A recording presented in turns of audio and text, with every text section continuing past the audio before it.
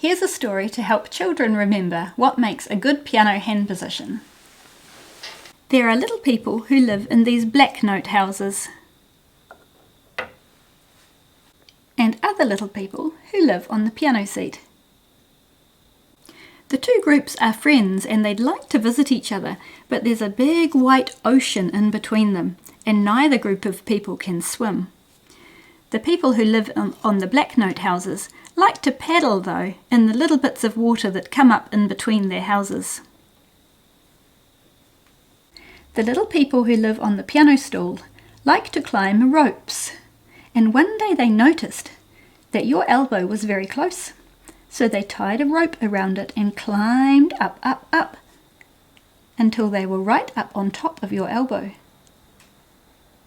They noticed that your arm looked like a bridge, and that if they're brave they can walk across it.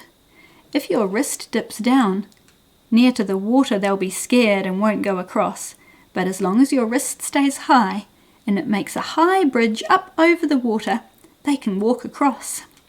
Be careful not to dump them into the deep water because they can't swim. Take them right into the paddling pool where it's nice and shallow and they can visit their friends.